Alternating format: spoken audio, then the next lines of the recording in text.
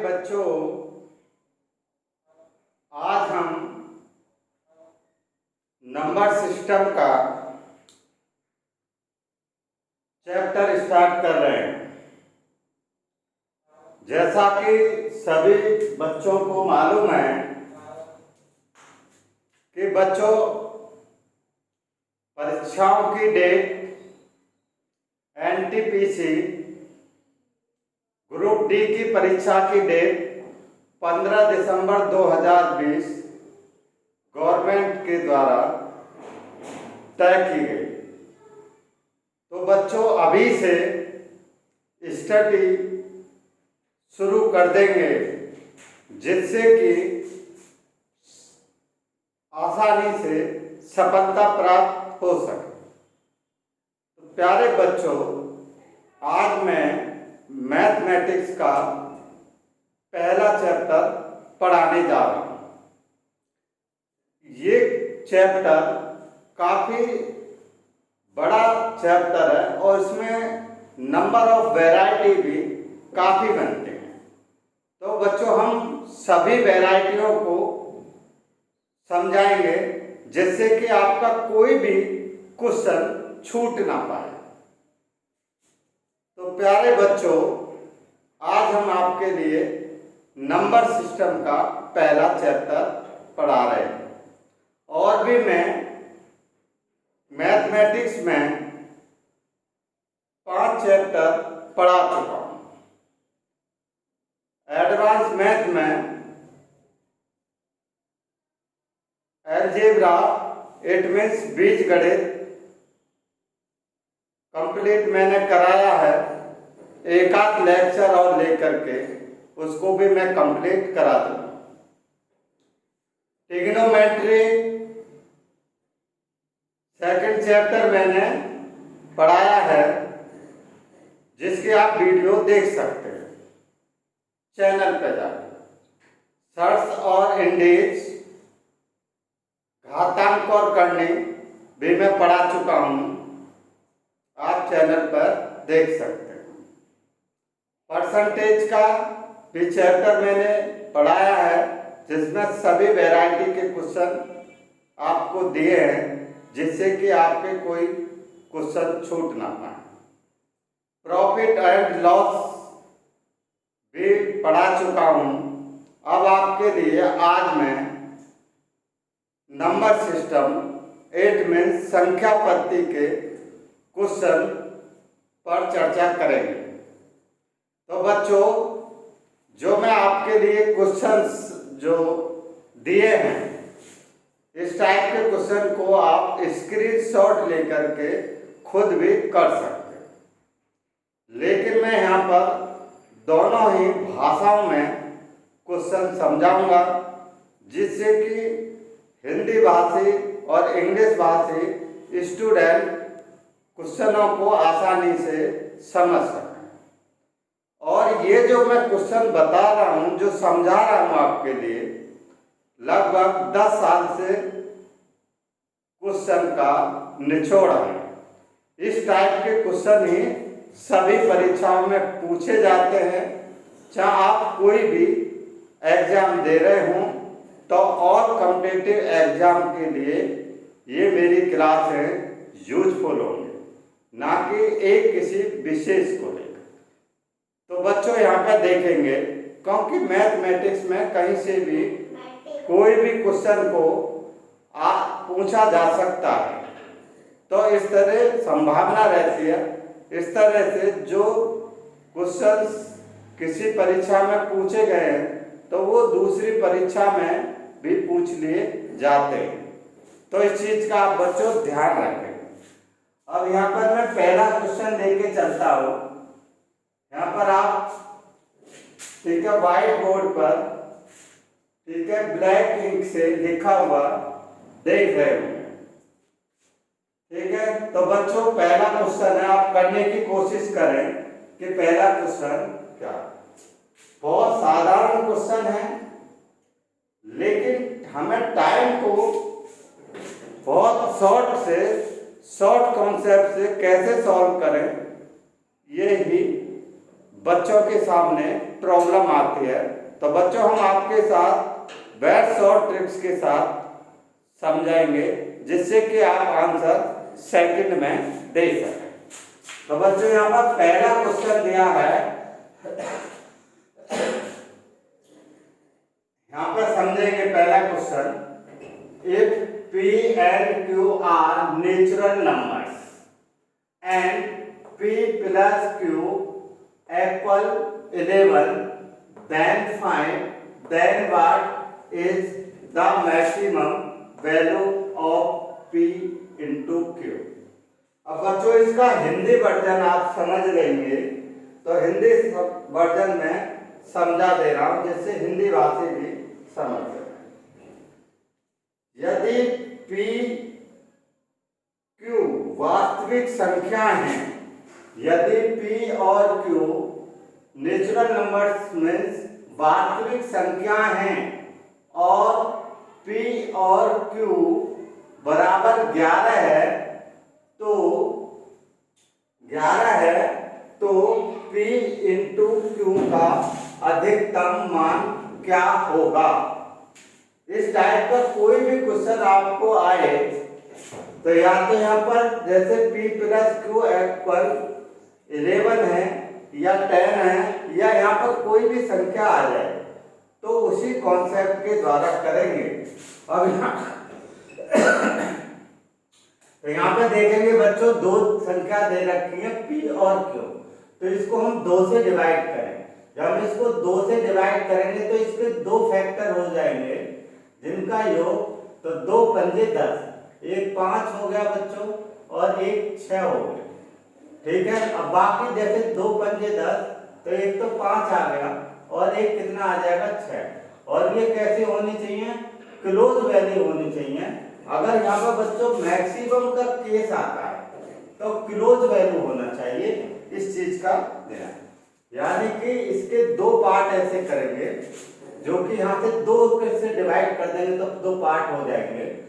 इस तरह से अगर इन दोनों की अगर हम मल्टीप्लाई करते हैं तो हमारा आंसर निकल के आ जाएगा 5 6 30। यही हमारी क्या आ जाएगी बच्चों, मैक्सिमम वैल्यू आ जाएगी। अगर यहाँ पर 10 होता तो उसको भी हम 2 बराबर कर लेते, जैसे कि P प्लस Q इक्वल दिया है 10 दिया है और इसके हम 2 फैक्टर कर दें, तो यहाँ पर अगर 2 फैक्टर है तो यहाँ इक्वल हो जाएंगे, क्योंकि ये कैसी संख्या है आपकी, इवन नंबर, तो उसके इक्वल हो जाएंगे। अगर ओड नंबर हो तो नियर क्लोज वैल्यू लेंगे। तो जैसे मैं 5 करता और यहाँ भी 5 करता, दोनों की मल्टीप्लाई करता तो आंसर कितना होता, फिर 25 आंसर आता। इस चीज का आप ध्यान रखेंगे, 25 आंसर आता। अब जैसे कि मैं आपको इसका कॉन्सेप्ट समझा दे रहा हूं कि बच्चों ये आया, तो यहाँ पे ये मैक्सिमम वैल्यू दे रखी है, तो मैक्सिमम वैल्यू के केस में हम यही करेंगे। यहाँ पर हम कोई भी संख्या आए तो इस तरह से आंसर देंगे, तो इसका आंसर कितना आ जाएगा बच्चों, ये हमारा आंसर आ जाएगा, बहुत शॉर्ट से निकलेगा। दूसरा जो क्वेश्चन दिया है, P and Q are natural number, यदि P और Q वास्तविक संख्याएं हैं और P तथा Q बराबर 19, then what is the minimum value of P into Q। तो देखिए बच्चों, या तो क्वेश्चन पूछा जाता है मैक्सिमम में या क्वेश्चन पूछा जाएगा मिनिमम में, तो इस चीज को आप ध्यान रखेंगे। या तो कोई क्वेश्चन मैक्सिमम में पूछा जाए या मिनिमम में पूछा जाएगा, इस टाइप के क्वेश्चन। तो यहाँ पर देखेंगे इसके 2 फैक्टर करेंगे बच्चों, इसके 2 पार्ट कर दो, 2 से हम डिवाइड कर देंगे, ठीक है। इसके अगर हम 2 पार्ट कर देंगे तो कितना आ जाएगा, 2 8 16 हो जाएगा और 2 9 18, एक तो 9 हो जाएगा। और दूसरा इसमें तो 2 फैक्टर करेंगे, एक बच्चों अगर हमारा 9 हो जाएगा तो दूसरा कितना हो जाएगा, यहाँ पर अगर यहाँ पर अगर मैक्सिमम पूछे तो हम 2 फैक्टर करके निकाल देंगे, लेकिन यहाँ पर पूछा क्या गया बच्चों, मिनिमम वैल्यू पूछी गई है। अगर यहाँ पर मिनिमम वैल्यू पूछी गई है तो सबसे छोटी संख्या लेंगे जो कि नेचुरल नंबर है, वास्तविक संख्या। और सबसे छोटी संख्या कौन सी होती है बच्चों, 1 होती है। सबसे छोटी संख्या 1, और इन दोनों का योग, एक को 1 मान लेंगे, एक को 1 ले लें और दूसरे को 18 ले लें। तो देखिए यहाँ पे ये दोनों, अब यहाँ पे 5 और यहाँ पे 6, तो ये 11 हो जाता है, ठीक है। और यहाँ पे क्या हो जाएगा, तो एक छोटी वैल्यू लें और फिर इसके बाद इससे एक कम वैल्यू ले लें, तो ये हमारा, ठीक है। तो 1 इंटू 18, और इन दोनों की अगर हम मल्टीप्लाई कर देंगे तो हमारा आंसर कितना आ जाएगा, P इंटू क्यू की वैल्यू कितनी आ जाएगी बच्चों, यानी कि 18, यानी कि इससे एक कम आएगा। तो हम सीधा ही टिक कर सकते हैं कि इससे हमारी जो वैल्यू है वो एक कम आएगी। मिनिमम के केस में यहाँ पर जो दिया है उससे एक वैल्यू कम आएगी। अब जैसे नेक्स्ट क्वेश्चन जो दिया है यहाँ पर, अगर बच्चों 3 का जैसे कोई क्वेश्चन आ जाता है, जैसे कि 3 का अगर कोई क्वेश्चन आ जाता है, P प्लस क्यू बराबर दिया है 17, तो अब जैसे इसी में अगर मैंने यहाँ पर 3 संख्याएं ले लेता, तो यहाँ पर मैं अलग से समझा दे रहा हूँ, जैसे कि अगर ये दिया होता P plus Q plus R equal 70, तो देखेंगे इस टाइप का अगर 3 यहाँ पर 2 दिए हैं, तो यहाँ पर और वो पूछ रहा है इसमें केस में कि इसकी P into Q into R equal किस नहीं होगा। और केस किसका है आपको बच्चों, मैक्सिमम का केस है। किसका केस है, मैक्सिमम का। अगर मैक्सिमम का केस है तो क्या है कि हम 3 से इसको डिवाइड करेंगे, तो 3 से इसको डिवाइड करेंगे तो लगभग यहाँ तक लेके जाएंगे, 3 6 18 या 3 पंजे 15, फिर यह हम उसको 2 में तोड़ देंगे। तो एक वैल्यू तैसे ले लेंगे 6 और दूसरी भी 6 उसके इक्वल वैल्यू, और एक 5 ले लेंगे, 6 पंजे 30 और 3 6 18, ठीक है। तो कितना आंसर आएगा हमारा, 180 हमारी मैक्सिमम वैल्यू आ जाएगी, यानी कि इनका मल्टीपल कितना आ जाएगा, 180 आ जाएगा। तो इस चीज को मैं इनके अलावा और भी क्वेश्चन आपको समझा रहा हूं, जिससे कि बच्चों आप कहीं फंसे नहीं, आसानी से क्वेश्चन को सॉल्व कर सकते हैं। अब बच्चों मैं यह नेक्स्ट क्वेश्चन लेके चलता हूं, ठीक है। तो यहाँ पर नेक्स्ट क्वेश्चन लेके चलते हैं। जैसे कि बच्चों ये क्वेश्चन यहाँ पर दिया हुआ है, यहाँ पर ये केस है आपका मैक्सिमम वैल्यू का केस है। If P Q R natural number, यदि पी क्यू आर और आर वास्तविक संख्याएं हैं और P plus Q plus R का Q equal 343 and P Q plus P into Q plus Q into R plus P into R equal 11, then the maximum value of ए।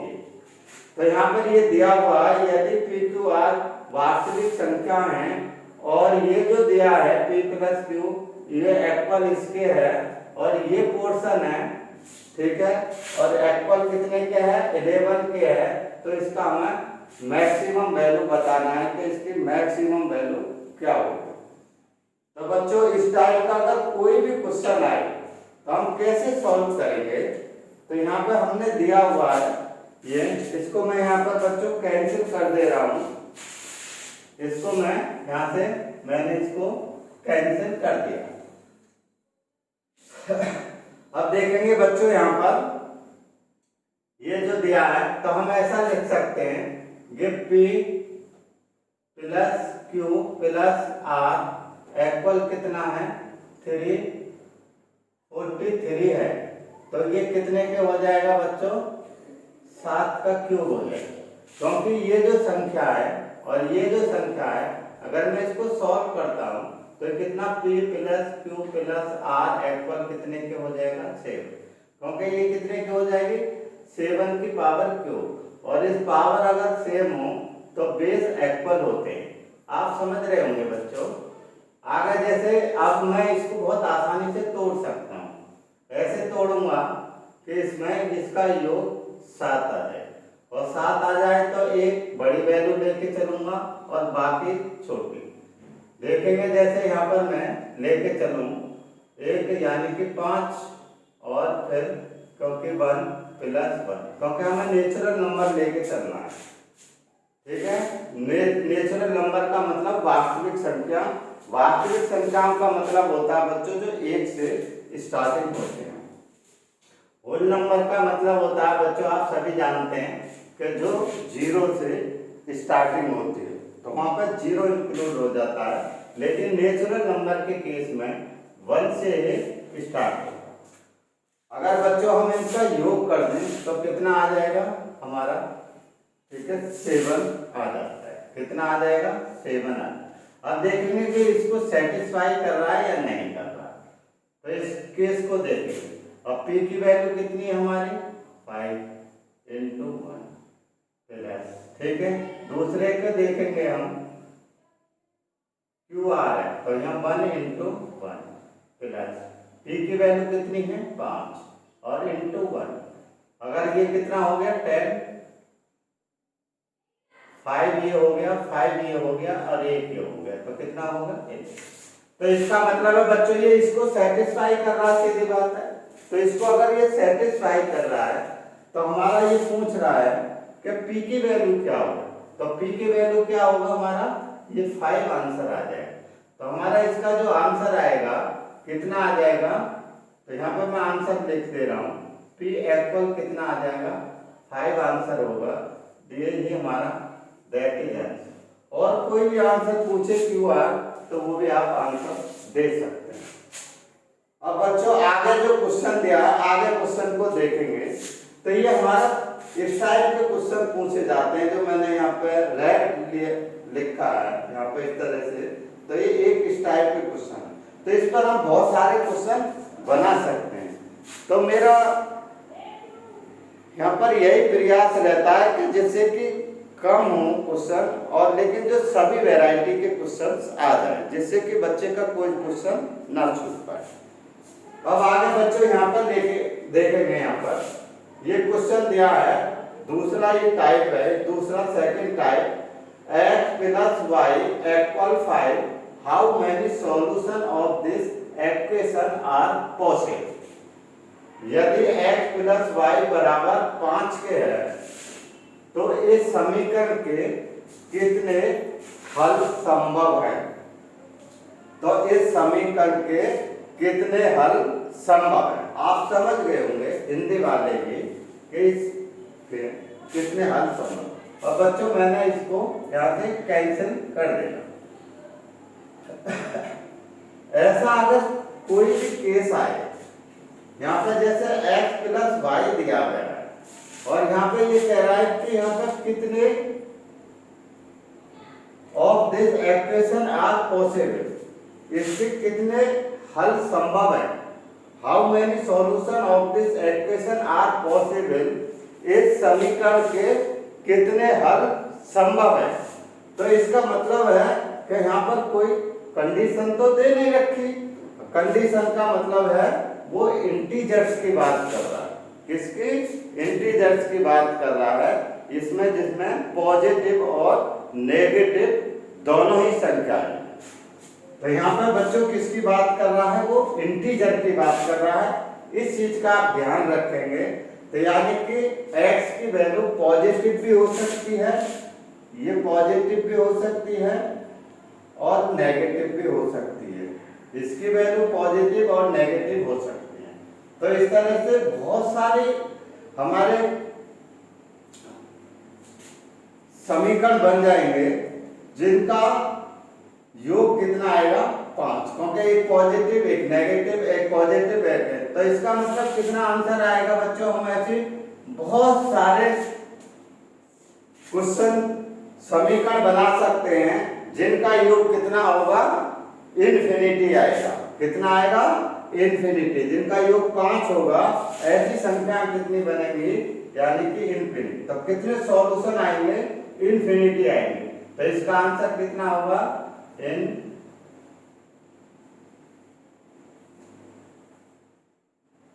देखें जिसके हम गिनती नहीं कर सकते, यानी कोई सीमा ना हो, यानी अनंत तक बन जाएगी। यानी इनफिनिटी का मतलब अनंत तक आंसर आएगा। अगर बच्चों यही केस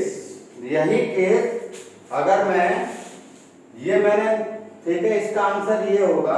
अगर बच्चों यही case x + y = 5, how many solution, और यहाँ पर केस ये किसका होता, ठीक है, एक्वेशन होल नंबर का केस होता।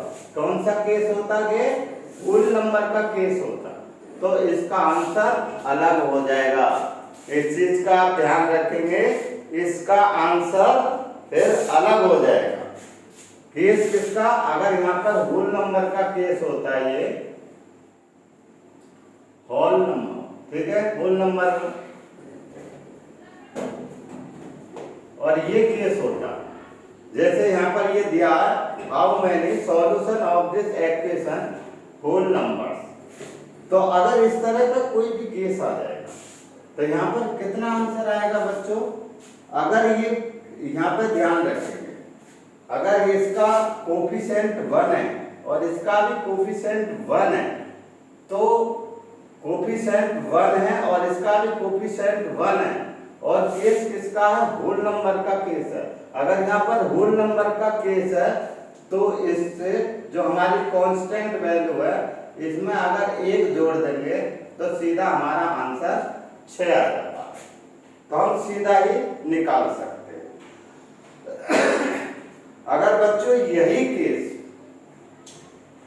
होल नंबर का ना हो करके, और यही केस हमारा नेचुरल नंबर का होता, किसका होता बच्चों, नेचुरल नंबर्स का होता। जैसे कि यहाँ पर ये दिया है नेचुरल नंबर, तो इस चीज का आप ध्यान दें। तो यहाँ पर अगर ये केस नेचुरल नंबर का होता,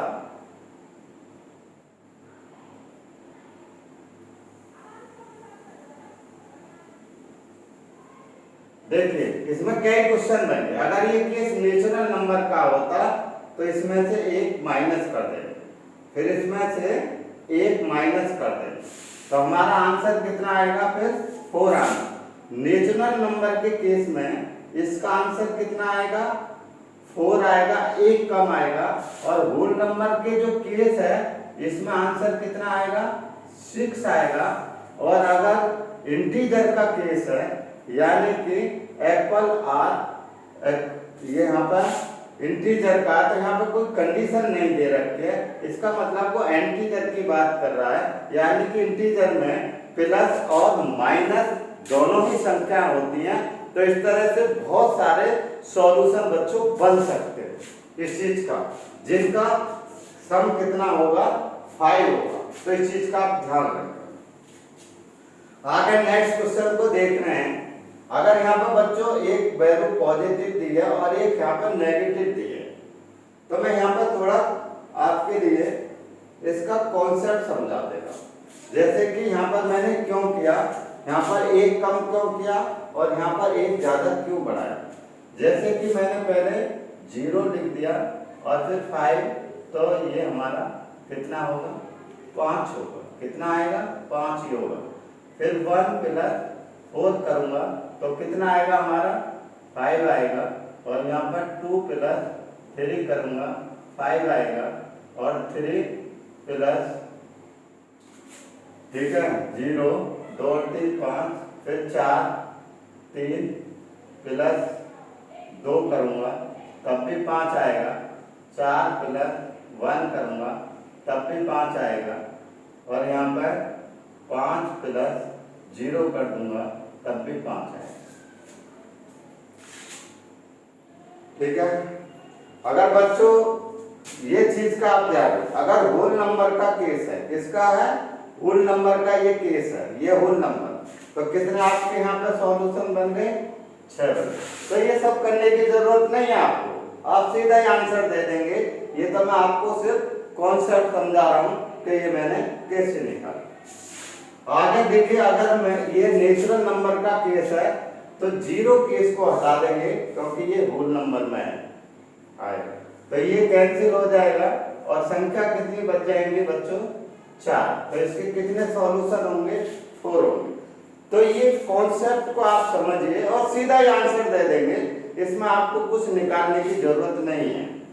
सिर्फ आप ये ध्यान रखेंगे इंटीजर का केस है या ठीक है होल नंबर का केस है या केस नेचुरल नंबर का है, इस चीज का आप ध्यान रखें। अब जैसे नेक्स्ट क्वेश्चन है, तो अगर ये पॉजिटिव है तो आप सीधा इस चीज को ध्यान रखेंगे। अगर यह नेगेटिव दिया है तो एक पॉजिटिव है एक नेगेटिव है, तो इसका आंसर कितना आएगा बच्चों, इन्फिनिटी आंसर आएगा। तो इसका आंसर इन्फिनिटी आएगा, तो इसको निकालने की कोई जरूरत नहीं है। तो इसका बच्चों आंसर कितना आएगा, ये इन्फिनिटी आएगा, इसका भी इन्फिनिटी यानी कि अनंत आएगा।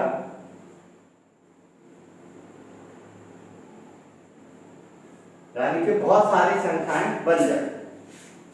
देखिए इसका भी आंसर वही है और इसका भी आंसर वही है। तो बच्चे गलती कर देते हैं, इस चीज को आप ध्यान रखेंगे, क्योंकि अगर आपने सही ढंग से नहीं पढ़ा और शब्द का मिस्टेक हो गया, शब्द को नहीं समझ पाए, तो वहां पर गलती हो सकती है। अब जैसे नेक्स्ट क्वेश्चन दिया है, ये दिया x + y और इक्वल दिया है 15। How many solution of this equation in natural numbers are possible. अब देखिए बच्चों केस किसका दिया है, यहाँ पर इसका कोफिशिएंट 1 है और इसका भी कोफिशिएंट 1 है।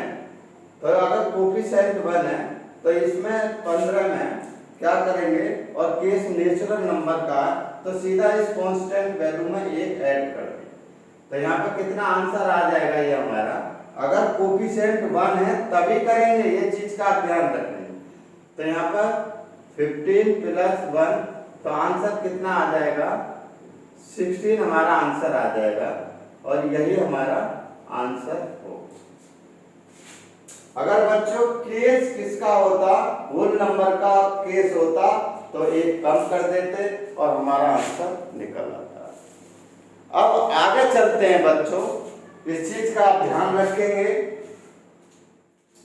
जैसे नेक्स्ट क्वेश्चन दिया है, अगर कोफिशिएंट 1 ना हो तो उसको हम क्वेश्चन कैसे किया जाए। जैसे नेक्स्ट क्वेश्चन दिया है 3x + 5y = 75। How many solution of this equation are possible, x y are whole number. Whole number का मतलब आप समझ रहे होंगे पूर्ण संख्या, होल नंबर। तो यहाँ पर होल नंबर का मतलब पूर्ण संख्या आ गया और वहां पर इंटीजर का मतलब होता है पूर्ण। तो यहाँ पर देखेंगे, यहाँ पर 3x + 5y ये दिया है, ये इक्वेशन दी है। तो इस इक्वेशन के कितने हल संभव है, तो इस समीकरण के कितने हल संभव हैं, जबकि x y कैसे हों, आपके होल नंबर हों, यानी कि पूर्ण संख्याएं हों। तो यहाँ पर पूर्ण संख्याओं का अगर यहाँ पर देखेंगे तो क्या करेंगे, ये 3 और 5 का क्या लेंगे बच्चों, एलसीएम लेंगे। 3 और 5 का एलसीएम लेंगे और एलसीएम कितना आ जाएगा हमारा, इनका एलसीएम लेंगे और एलसीएम कितना आ जाएगा, 15 आ जाएगा। और जब हमारा ये 15 आ जाएगा तो इसको हम 75 जो कांस्टेंट वैल्यू है इसको डिवाइड करेंगे कितने से, 15 से डिवाइड कर देंगे। किसने, 15 से इसको हम डिवाइड कर देंगे। 15 से डिवाइड कर देंगे तो कितना आंसर आएगा हमारा, इस 5 आ जाएगा। ठीक है, 15 × 5 75 यानी कि 5 आंसर आ जाएगा। अब देखिए बच्चों यहाँ पर केस कौन सा है हमारा, इस चीज का आप ध्यान रखेंगे। केस कौन सा है हमारा, होल नंबर का। केस किसका दिया, होल नंबर का। तो ये 5 जो कांस्टेंट वैल्यू है, इसमें अगर हम एक ऐड कर देंगे यानी कि 5 + 1, तो यहाँ पर मैं निकाले दे रहा हूँ 5 + 1, तो हमारा आंसर कितना आ जाएगा, 6 आ जाएगा। ये हमारा आंसर निकल जाएगा। अगर केस बच्चों नेचुरल नंबर का हो तो सीधा है एक कम कर देंगे। कितना करेंगे, एक कम कर देंगे। होल नंबर का केस है तो कांस्टेंट वैल्यू, तो यहाँ इसको डिवाइड करके, ठीक है, जो कांस्टेंट वैल्यू आएगी उसमें एक जोड़ देंगे, सीधा आपका आंसर आ जाएगा। सेकंड में आप वैसे ही निकाल सकते हैं, यहाँ 3 और 5 कितना दोनों कर लें, इसे डिवाइड कर दें, होल नंबर का केस है, एक जोड़ दें, आंसर आ गया। सेकंड में वैसे ही आंसर दे सकते हैं। तो इस टाइप के बहुत सारे क्वेश्चन आपके आ सकते हैं, ठीक है। डिजिट चेंज होगी तो उससे ना घबराएं, इस टाइप के क्वेश्चन को इसी तरह से करेंगे तो एकदम राइट आंसर आएगा। आगे नेक्स्ट क्वेश्चन को देखते हैं बच्चों। अब इस टाइप के क्वेश्चन को आप इस तरह से करेंगे, इसमें बहुत सारे क्वेश्चन बनाए जा सकते हैं। अब यहाँ से देखेंगे, इसमें तीसरा टाइप ये यहाँ पर लेके चलते हैं। How many number lie between 200 to 400 in which 4 comes once and only once time। ये कह रहा है कि 200 और 400 के बीच में ऐसी कितनी संख्याएं होंगी जिनमें 4 केवल, ठीक है, एक बार आए। 4 ओनली वंस यानी कि एक बार आए, 4 एक बार आए।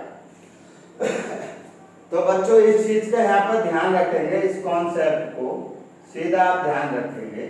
कोई भी संख्या हो, जैसे ये 4 दिया है, कोई भी संख्या हो 0 से लेकर के, ठीक है, 0 से लेकर के 0 1 2 3 4 5 6 7 8 9, कोई भी संख्या, और इनमें से कोई भी संख्या है 1 से लेकर के 99 तक कितनी टाइम आती है, टोटल 20 बार आती है।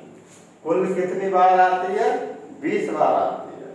और वो कह रहा है कि अगर इसमें से 2 संख्याएं कम कर दें, 2 संख्याओं का मतलब है, जैसे कि यहाँ 4 दिया है तो ये 44 जो आएगा ये 2 संख्या आएगी। तो अगर हम एक कम कर, 2 संख्याओं को कम कर देंगे तो केवल एक बार कितना आएगा, 18 बार आती है। तो इस चीज का आप ध्यान रखेंगे कि 1 से लेकर के 99 तक या कोई भी संख्या है 100 के मध्य में कितने, बीच में कितनी बार आता है, ठीक है, टोटल 20 बार आती है कुल। और यहाँ पर जो अगर वंश एक केवल एक बार, तो 2 संख्याओं को क्योंकि 2 बार आया, 2 कम कर देंगे तो 18 बार आएगा। तो इसका आंसर बच्चों सीधा आपका निकल जाएगा। जैसे कि यहाँ पे दिया है 200 से, और यहाँ पे 300 दिया है, और 300 से आ गए 400, तो 100 के बीच में हो गया, ये ठीक है। तो इसके बीच में यहाँ पर कितना होगा, 18 होंगे, और यहाँ पर भी कितना होगा, 18 होंगे, और इन दोनों को अगर प्लस कर देंगे तो कितना आ जाएगा, 36 हमारा आंसर आ जाएगा, यही आंसर। तो सीधा आप कर लेंगे यहाँ पर, इस यहाँ से कितने के बीच में, तो यहाँ पर 200 और इनके बीच में, ठीक है, कितने बार आएगा, कितने टाइम आएगा। आगे नेक्स्ट क्वेश्चन को आप देखेंगे।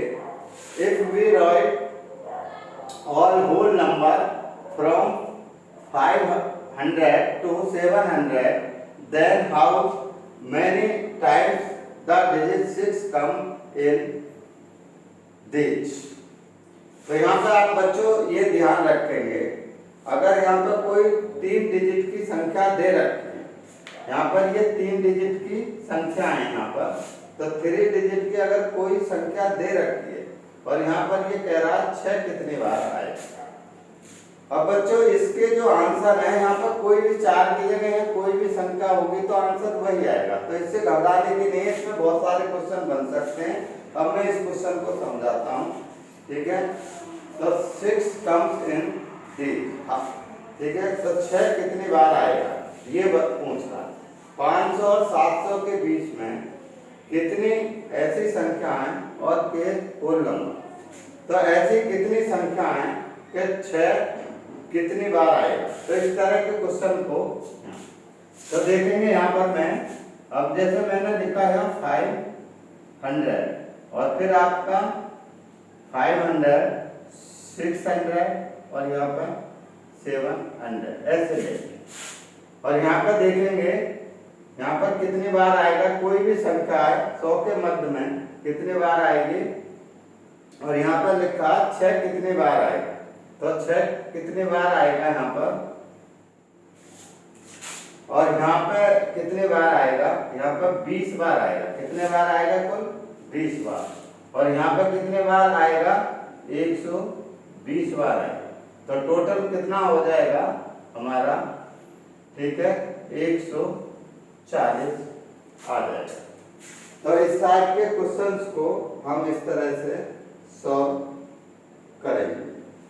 तो इसका आंसर कितना होगा, 140 टाइम, यही हमारा आंसर होगा, 140 टाइम आएगा। तो इसको बहुत आसानी से निकालो। एक चीज का बच्चों आप ध्यान रखेंगे इसमें, जैसे कि यहाँ पर कितना दिया है, ये 6 दिया है, तो 6 से और 7 के बीच में, 6 से और यानी 699 के बीच में वो कितने बार आएगा, 120 बार आएगा। कितने बार आएगी, कुल 120, जिसमें 6 जो आ रहा है तो 6 और के साथ तो 601, 602, 603, 604 इस तरह से। तो कुल कितना बार आएगा, तो 100 बार वो और 20 बार ये, कितना हो जाएगा, 120 बार आएगा। अब जैसे कि यहाँ पर 5 होता तो यहाँ कितना हो जाता है, 120, और यहाँ कितना हो जाता 20, तब भी आंसर कितना आता, 140 ही आंसर आएगा। तो इस चीज का आप ध्यान रखें। इस तरह से बहुत सारे क्वेश्चन में डिजिट को चेंज करके बना सकता हूँ। तो इसी तरह से आप आंसर देंगे, सीधा क्वेश्चन। अब बच्चों आगे नेक्स्ट क्वेश्चन को देखेंगे। हाउ मेनी नंबर आर, ठीक है, they are between 99 and 100 such that the digit 8 occupies the unit place। तो यहाँ पर चाहे तो 8 दिया हो, चाहे यहाँ पर और भी कोई संख्या दे रखी है, तो ये ध्यान रखिए। और यहाँ पे कंडीशन क्या दिया है, यूनिट प्लेस पर। क्या यूनिट प्लेस का मतलब है इकाई अंक पर। अगर बच्चों इकाई अंक का केस आता है, क्या इकाई अंक पर कितना, इकाई अंक का मतलब है लास्ट में, किसी संख्या के लास्ट में। तो 1 से लेकर के और 100 तक के बीच में कुल कितने टाइम आता है, तो 10 बार आता है। कितना इकाई अंक पर कितने, 1 से लेकर के और ये 99 तक कितने बार आता है, कोई भी संख्या 10 टाइम आती है। कितने बार आती है, 10 टाइम। तो इस चीज का आप ध्यान रखिए। अब जैसे कि 99 तक का जो है और 99 के बीच में, अब यहाँ पर 1 से लेकर के और 1000 के बीच में कुल कितने बार, 1 से स्टार्ट करें तो कितने बार हो जाएगा, 10 बार हो जाएगा। और 10 में से 1 कम कर दें और मल्टीप्लाई कर दें कितने, 10 के, तो हमारा आंसर कितना आ जाएगा, 90। यही हमारा आंसर होगा 100। क्योंकि 1 से लेकर 99 तक की जो संख्या है 10 वो कम कर लें, क्योंकि 1 से लेकर 1000 तक कितने बार आएगा हर, ठीक है, 1 से लेकर के 99 फिर, ठीक है, 199 फिर 299, इस तरह से कितने बार आएगा, 10 टाइम आएगा। जब 10 टाइम आएगा तो 1 से 99 तक को 1 को कम कर देंगे और 10 की मल्टीप्लाई कर देंगे, तो हमारा आंसर कितना आएगा, 90। तो यही हमारा आंसर हो जाएगा। अब बच्चों नेक्स्ट क्वेश्चन पे लेके चलते हैं। तो इस टाइप के क्वेश्चन भी पूछा जाता है, तो ये ध्यान रखें, हर क्वेश्चन अलग है और इसी टाइप के क्वेश्चन पूछा जाए तो आप आंसर यही देंगे।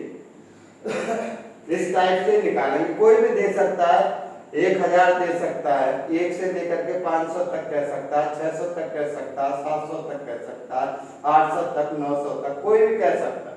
तो इसी तरह से आप आंसर देंगे, ये चीज आप ध्यान रखेंगे, तो इसमें बहुत सारे क्वेश्चन बनाए जा सकते हैं।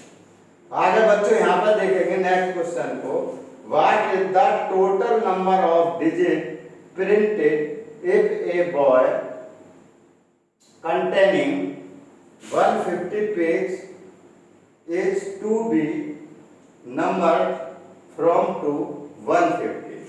तो बच्चों मैं इसका हिंदी में आपको समझा दे रहा हूँ, बता दे रहा हूँ कि जिससे हिंदी भाषी भी, यदि 150 पृष्ठों की पुस्तक में, यदि 150 पृष्ठों की पुस्तक में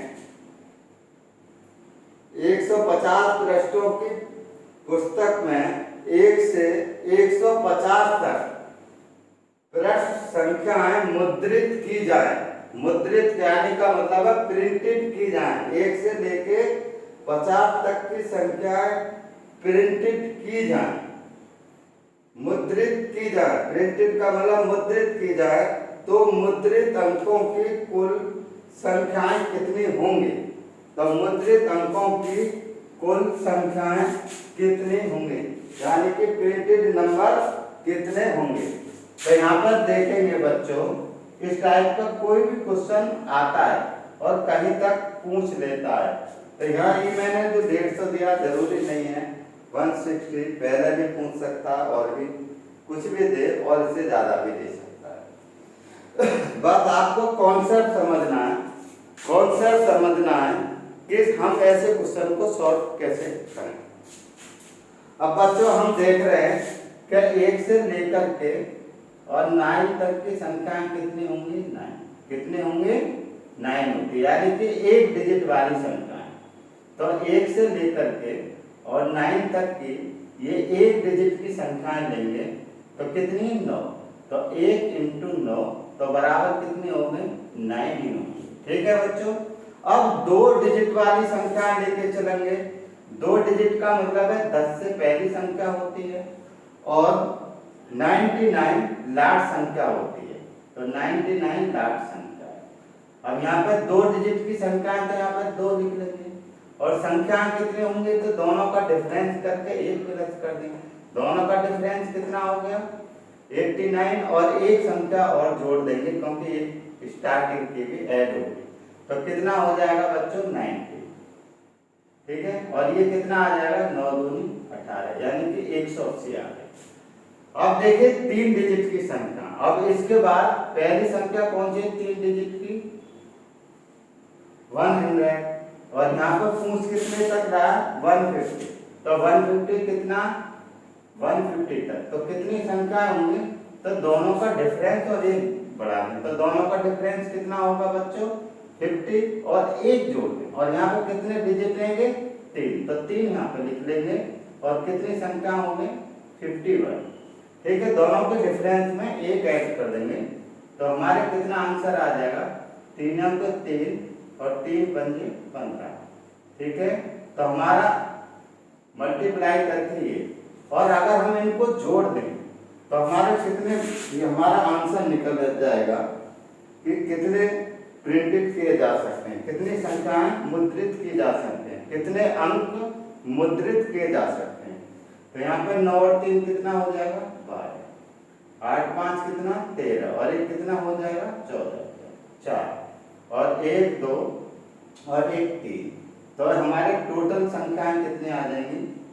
टोटल नंबर्स ही आ जाएंगे। ठीक है। तो अंकों की संख्या कितनी डिजिट आ जाएंगी? यानी कि 342 यूनिट्स आ जाएंगे, यानी इतने डिजिट आ जाएंगे। तो इस टाइप के क्वेश्चन को हम इस तरह से कर सकते हैं। तो बच्चों मैं सारी वैरायटी के आपको क्वेश्चन दूंगा, लेकिन आप मेरी वीडियो को लगातार देखते रहें। और अगर बच्चों मेरी वीडियो अगर आपको अच्छी लगी हो और कॉन्सेप्ट आपको बेटर लग रहा है तो बच्चों मेरी वीडियो को लाइक करें, शेयर करें, सब्सक्राइब करें और कमेंट भी करके बताएं कि आपको मेरी वीडियो कैसी लगी।